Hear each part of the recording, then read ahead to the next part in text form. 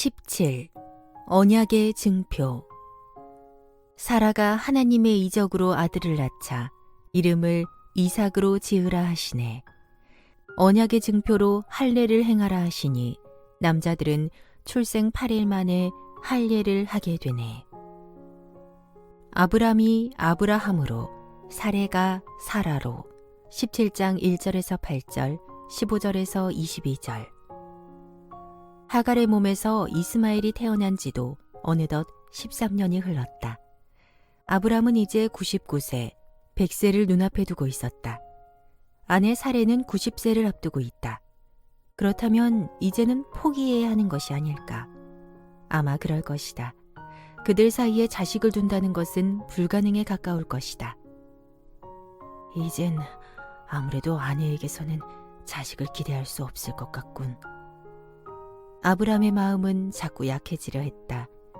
그러던 어느 날 하나님이 나타나 말씀하셨다. 아브람아, 나는 전능한 하나님이니라. 너는 내 앞에서 흠없이 살아야 한다. 내가 너와 언약을 맺고 너를 크게 번성하게 하겠노라. 아브람은 자기도 모르게 얼른 얼굴을 땅에 대고 엎드렸다.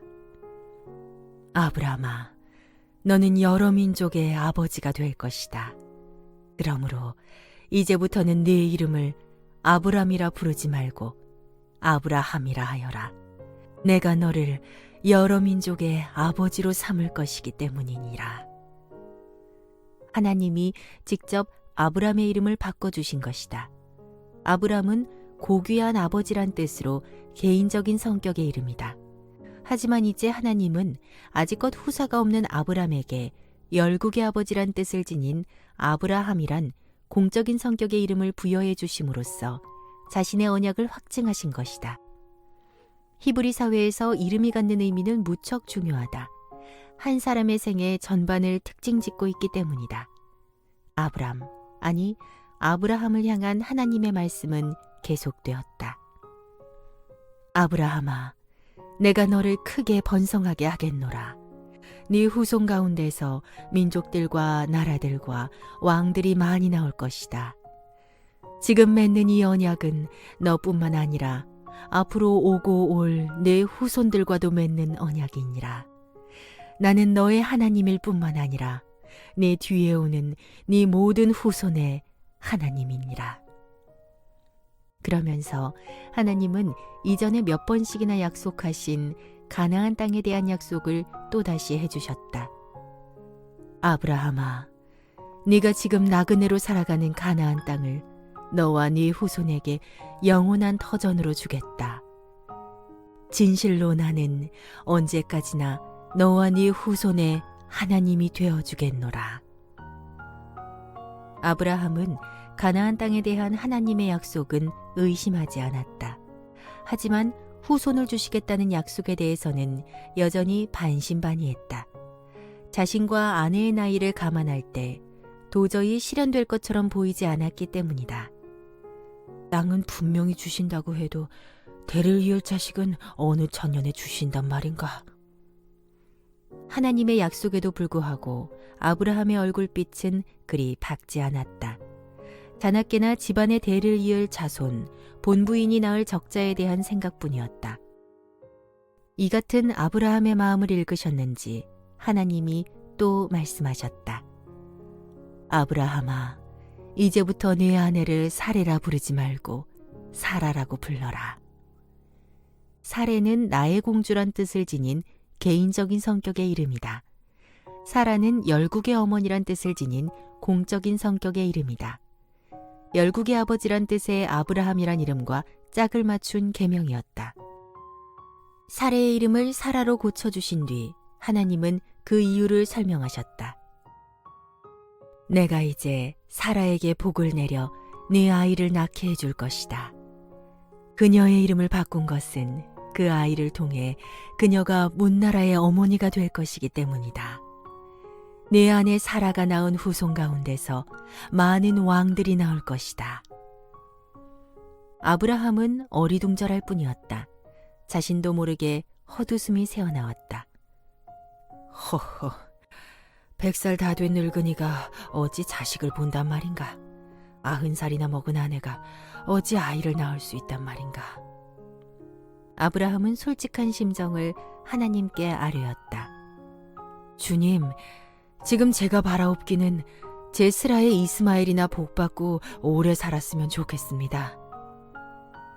아브라함은 장차 약속된 사라의 아들보다는 소실의 아들인 13세의 이스마엘이 눈에 밟혔다. 비록 서자이지만 한창 뛰놀며 성장하는 아들이 아버지의 눈에는 늘 믿음직스러웠다. 그만큼 눈에 보이지 않는 약속은 멀고 당장 눈에 보이는 현실은 가까웠다.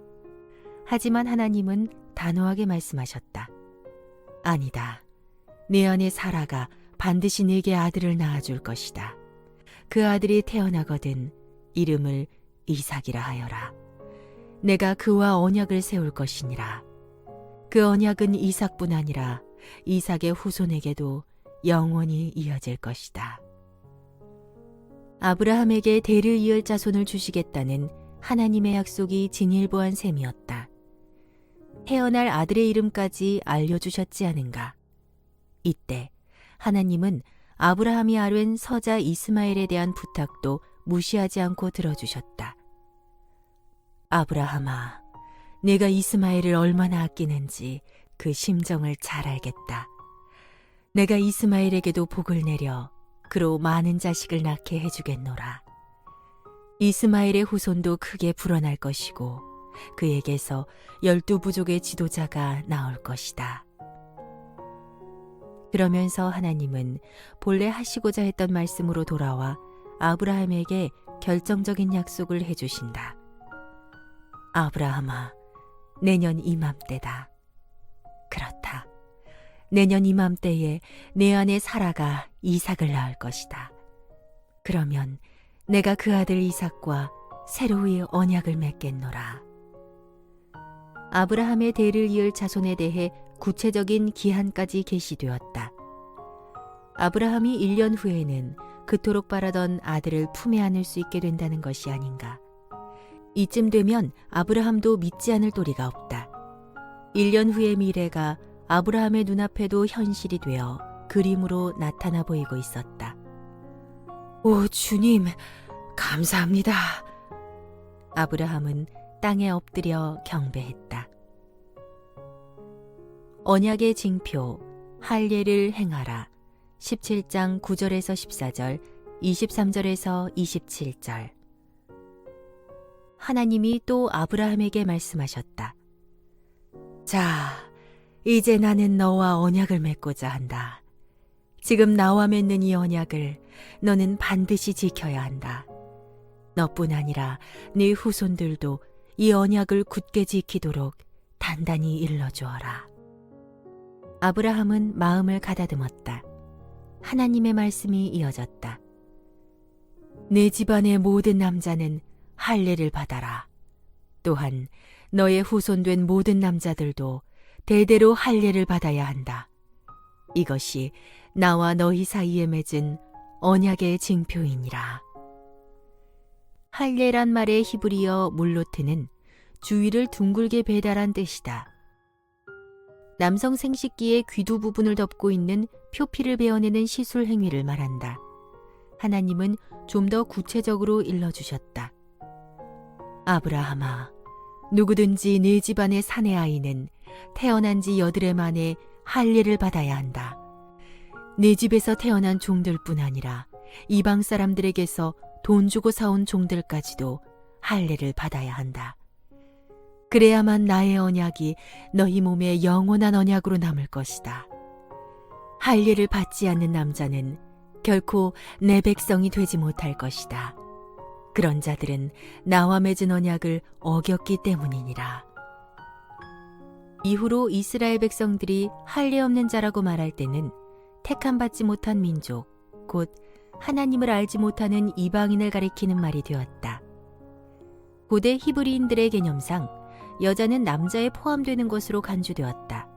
따라서 아브라함에게 지시하신 하나님의 할례 명령은 아브라함의 장막 아래 거하는 모든 남녀들에게 미치는 언약이었다. 당시 할례는 이집트, 에티오피아, 에돔 등 고대 중근동 지역에서 이미 시행되고 있었다.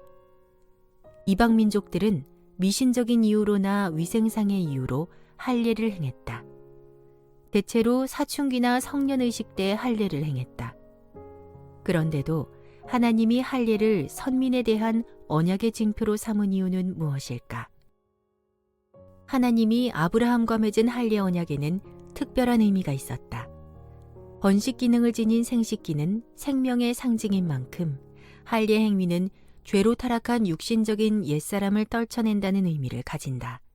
동시에 이제부터는 새 생명으로 살아가야 한다는 의미이기도 하다. 곧 하나님의 백성으로 거듭 태어난다는 중생의 의미를 지닌다.